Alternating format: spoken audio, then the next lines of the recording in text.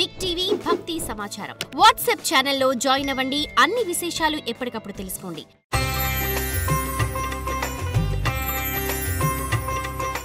Big TV ప్రేక్షకులకు నమస్కారం. ఈరోజు విశేషం కార్యక్రమానికి సాదర స్వాగతం. ఈరోజు గురువారం, గురు పుష్యార్క యోగం. ఈరోజు చాలా విశేషమైన రోజు. ఎవరైనా కూడా మంత్రసిద్ధి పొందాలి అని అనుకునేవారు ఈ రోజున గురువుల దగ్గర మంత్రదీక్ష తీసుకొని ప్రారంభిస్తే అది సిద్ధి అవుతుంది అనటంలో ఏమాత్రం కూడా సంశయం లేదు. ముఖ్యంగా గురువారం రోజున పుష్యమి నక్షత్రం రావటం చాలా శ్రేయోదాయకం. ఈ రోజున గురు జపము, గురు నామము, గురు స్మరణము, గురు సేవనము, తర్వాత గురు దర్శనము, ఇవి ఎంతో శ్రేష్టమైన ఫలితాలను అందిస్తాయని చెప్తూ ఉంటారు. అలాగే ఈరోజు ఏంటంటే ముఖ్యంగా ఎవరికి వారు గురువు అనేవాళ్ళు ఉంటారనమాట.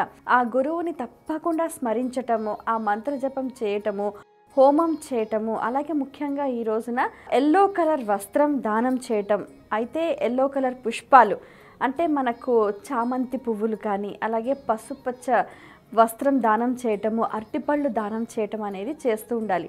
అక్షయమైన ఫలితం కలుగుతూ ఉంటుంది. ఏది ఏమైనప్పటికీ కూడా గురునామ స్మరణ, గురు సేవనం వారికి ధన్యతని అందిస్తుంది అనటంలో ఏమాత్రం కూడా సంశయం లేదు. ఇక కార్తీక మాసంలో చేసే ఈ గురు పూజ అక్షయమైన ఫలితం అందిస్తూ ఉంటుంది. ఎందుకంటే ఒక్క గురువు అనుగ్రహిస్తే చాలు 33 కోట్ల దేవతలు కూడా అడగకనే వరాలు ఇస్తారు అన్నది కూడా ప్రతీతి. దానికి తగ్గట్టుగా మరి ఈరోజు ప్రతి ఒక్కరూ కూడా గురు సేవ చేసుకొని ఆ సేవలో తరించి ముక్తి పొందుతారని ఆశిస్తున్నాం. కబీర్ దాస్ కూడా చెప్తూ ఉంటాడు, భగవంతుడు ప్రత్యక్షమైన, గురువు ప్రత్యక్షమైన ముందు ఎవరికి నమస్కరిస్తారంటే ముందు గురువుకే నమస్కరిస్తారు అని. కాబట్టి ఈ రోజున గురు సేవ చేసుకొని ఆ తరువాత మనం కార్తీక మాసం వ్రత కథలోకి వెళ్దాం. 21వ అధ్యాయము. ఇదేంటంటే పురంజయుడు కార్తీక మాస వ్రత ప్రభావాన్ని తెలుసుకోవటం.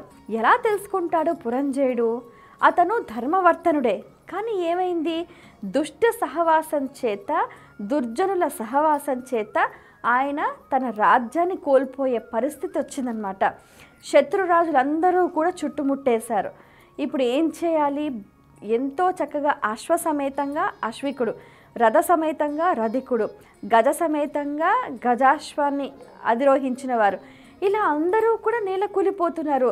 రథ, గజ, తురగ ఎన్నో రకాల ఆయుధాలను ధరించి బీభత్సంగా ఇరు పక్షాల మధ్య ఘోర భయంకర యుద్ధం జరిగిందనమాట. అయితే భూతారాలన్నీ కూడా దద్దరిల్లిపోతున్నాయి, ప్రతిధ్వనిస్తున్నాయి, హాహాకారాలు వినిపిస్తున్నాయి. అక్కడ రణరంగంలో మనం ఎక్కడ చూసినా కూడా శవాలు గుట్టలు గుట్టలుగా పడి ఉన్నాయి. అయితే అవి రోధిస్తూ ఉన్నాయి, ప్రాణాలు విడిచేస్తున్నాయి. అక్కడ రథాలు పడిపోయి ఉన్నాయి, తెగిన జగనాలు, ఉరువులు, ఒక్కొక్క శరీరాంగాలు అట్లా విడిపోయి అన్నీ ఆడ పడిపోయి రణరంగం అంతటా కూడా బీభత్సమైన వాతావరణాన్ని తలపించింది. వాళ్ళు యుద్ధంలో చనిపోయారు కాబట్టి, వీరమరణం పొందారు కాబట్టి దేవదుందుబులు మోగుతుండగా విష్ణు దూతలు వచ్చి వాళ్ళందరినీ కూడా వైకుంఠానికి తీసుకెళ్లారనమాట.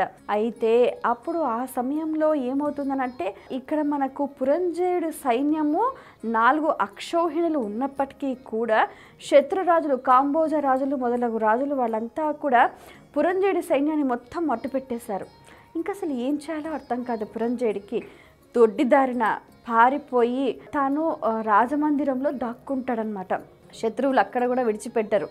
ఇంకా అక్కడి నుంచి కూడా పారిపోయి వేరే ఒక రహస్యమైన ప్రదేశంలో తలదాచుకుంటాడనమాట. ఆ సమయంలో వశిష్ఠుడు చెప్పిన మాటలు అతనికి గుర్తుకొస్తాయి. వశిష్ఠుడు మళ్ళీ తారసపడతాడు, అదృష్టవశాత్తు చెప్తాడనమాట, రాజా నేను ఒకసారి నీ దగ్గరికి వచ్చి కార్తీక మాస వ్రత మహత్యం గురించి చెప్తే నువ్వు పెడచెవిన పెట్టావు, నువ్వు నా మాటలు పట్టించుకోలేదు, ఆలకించలేదు, కాబట్టే ఇప్పుడు నువ్వు రాజ్యహీనుడివై ఇన్ని కష్టాలు అనుభవిస్తున్నావు. సో ఇప్పటికైనా పర్వాలేదు, ఇది కార్తీక మాసము, పౌర్ణమి రోజున కృత్తికా నక్షత్రం ఉంది. భక్తి శ్రద్ధలతోటి సూర్యోదయ పూర్వమే నదీ స్నానం చేసి, దీపారాధన చేసి, దీపదానం చేసి, దేవాలయ దర్శనం చేసుకొని ఆ శ్రీ మహావిష్ణువు సన్నిధిన శరణు వేడుతూ స్వామిని సేవించు, నాట్యం చేయి, సకల ఉపచారాలతోటి కూడా స్వామిని సేవించు, నీకు మంచి జరుగుతుంది. నీకు స్వామివారి చక్రాయుధాన్ని మీకు అనుగ్రహిస్తారు. అలాగే మీకు కావాల్సిన ధైర్యాన్ని, స్థైర్యాన్ని, వీర్యాన్ని, శౌర్యాన్ని కూడా మీకు అందిస్తారు. నేను చెప్పినట్టుగా ఈ విధంగా కార్తీక మాస వ్రత మహత్యాన్ని తెలుసుకొని ఈ కార్తీక పౌర్ణమి పౌర్ణమిని ఉపయోగించుకొని ఈ మాసంలో మీరు ఈ వ్రతాన్ని ఆచరిస్తే పోగొట్టుకున్న రాజ్యం తిరిగి వస్తుంది అని చెప్తారు. సరే, అలాగే ఆచరిస్తాను అని అది ఆచరించడానికి కార్తీక మాస వ్రత మహత్యం తెలుసుకొని తాను ఇప్పుడు ఏంటంటే నిరాశ నిస్పృహలో ఉన్నారు.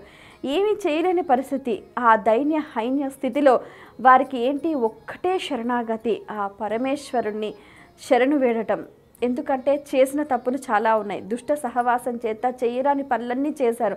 ఆ పాపం ఊరికనే పోదు. కాబట్టి ఇప్పటికైనా కూడా పశ్చాత్తాపడి భగవన్నామస్మరణ చేస్తూ సత్కర్మని ఆచరిస్తే ఆ పాపాలన్నీ కూడా నశించిపోయి పుణ్యం లభించి పోగొట్టుకున్న రాజ్యం తిరిగి లభిస్తుంది అని చెప్తారు. సో ఆ విధంగా ఒక అడుగు ముందుకు వేసి ఆ వ్రతాచరణకు సంసిద్ధుడవుతాడు పురంజయుడు. ఇది ఇవాల్టి కథ. మరి ఈరోజు ఆచరించాల్సిన విధి విధానాల గురించి తెలుసుకుందాం. కార్తీక మాసం 21వ రోజు నిషిద్ధములు ఉల్లి, ఉసిరి, ఉప్పు, పులుపు, కారం. దానములు యథాశక్తి సమస్త దానాలు. పూజించాల్సిన దైవం కుమారస్వామి. జపించాల్సిన మంత్రం ఓం సాం శరవణ భవాయ కుమారాయ స్వాహ. ఫలితము సత్సంతాన సిద్ధి, జ్ఞానం, దిగ్విజయం. ఇది ఇవాల్టి విశేషం. స్వస్తి.